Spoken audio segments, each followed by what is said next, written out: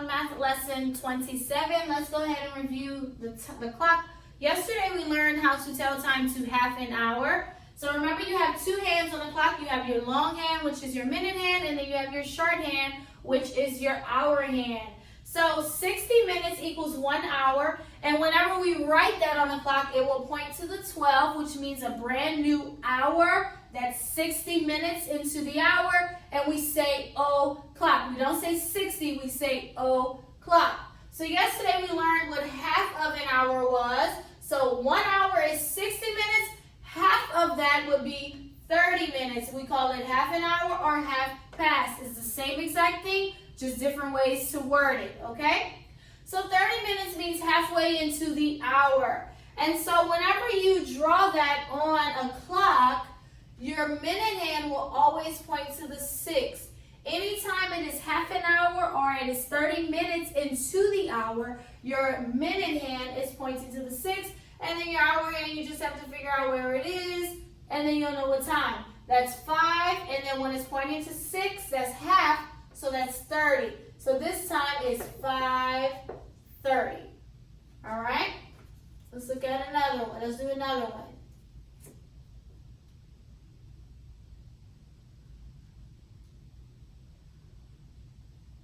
Okay, so what time would this clock be? This time be? Your hour is on 9. And remember, when it's pointing to 6, that means 30 minutes, halfway into the hour. So that means it is 9:30. Okay?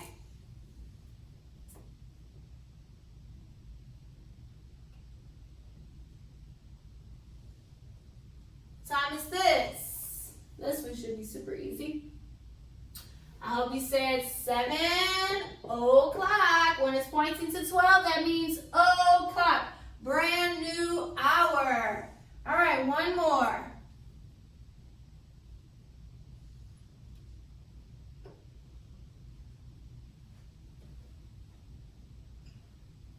What time would this be?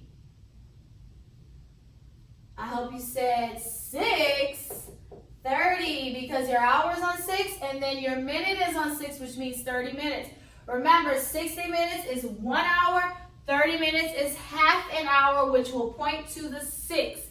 Half an hour points to the 6 and it means 30 minutes. It can say half hour or half past. It will always be 30 minutes. Now in your book, if it says it's 10:30, you are in the 10 o'clock hour. Don't put 11 o'clock and think that you're in another hour. No, if it's 10:30, that means it's 30 minutes into 10, so it's 10:30. Okay? So that's the clock that we learned on yesterday. So today we are learning something new. So we learned the clock tells us how to tell time, but today we're going to learn about what's called the thermometer. The thermometer tells us the temperature. Temperature tells you how hot, how cold, how warm, or how cool something is. Majority of the time we use the thermometer to tell the temperature outside, but you can use it for cooking as well, but we're going to use it for temperature outside. So the thermometer tells us the temperature, how it feels. Is it hot? Is it cold? Is it cool? Is it warm? Now when we measure temperature, we measure it in what's called degrees Fahrenheit, okay? Degrees Fahrenheit. Whenever we get to the ruler, remember when you measure with inches or centimeters, that's how you measure length. But when it comes to temperature, you measure it in what's called degrees Fahrenheit. This is the symbol for that. So when you will write, and you will see it in your book as well, but when you will write the temperature in your book, this is how you write it. You put the circle and then the F behind it that says degrees Fahrenheit. That's how you write temperature. And again, you will see it in your book, but when you have to start to write it on your own, that's how you would write. Okay? Degrees Fahrenheit. That's the thermometer. Now the thermometer has something inside of it called mercury. Okay? Mercury. Mercury is what determines the temperature, the actual number. So this is an example of a thermometer. And the mercury will be filled inside of it. Now, how does the mercury work? Well, so if you put a thermometer outside, the thermometer the mercury will fill the air, and if it's hot, the mercury will start to travel up. So the higher up you go on a thermometer, guess what? The hotter it gets. But if you put the thermometer outside and it's cold, the mercury will start to go down to let you know that it is getting colder. So mercury travels up when it's hotter, and it travels down when it's colder. That's what that mercury does, that red liquid inside of a thermometer. So I will go ahead and start to shade in some temperature. So we'll start it off by learning the temperature by tens, but eventually we'll do twos, and then we'll do ones, because not all the time it's going to be 40 degrees or 20 degrees. It is sometimes in the actual number, but today we'll focus on the tens. So I'll go ahead and shade in so that you can see how much my temperature is today.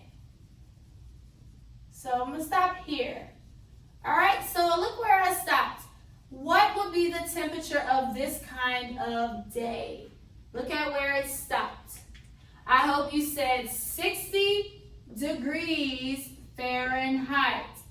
That's this temperature. So that's a pretty warm day. Not too hot or anything. Now it is going up, yes, but 60 is kind of warm. It's not too hot just yet. Okay? Let me do another one.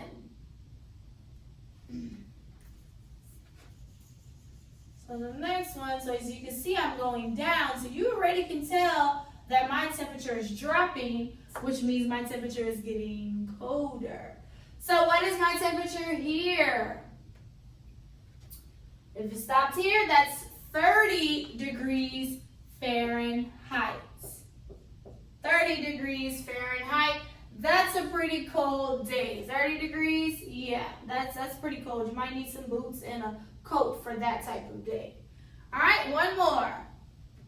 So if you look, I'm going up, so that means it's getting hotter. All right, look at this. Where did my temperature stop? My mercury stop. It stopped at 90 degrees Fahrenheit, and that is a pretty hot day. 90 degrees is super hot. Very hot. That's what we find here in Louisiana in the summers. 90 degrees, sometimes hotter. So that's what a thermometer does. It measures the temperature, how hot, how cold, how cool, or how warm it is. However it feels, the temperature will let you know. And so this is good for like meteorologists whenever they're determining weather and everything. They rely heavy on thermometers to help them to give us a forecast of, okay, well, tomorrow it's going to be 64 degrees or whatever it is. And so this helps us to prepare for the different kinds of weather that we encounter. So that's our math lesson today. We are learning the thermometer. You will have a little bit of stuff to do in your book today with the thermometer. And we also reviewed telling time to half an hour. Today you will do workbook page 27A.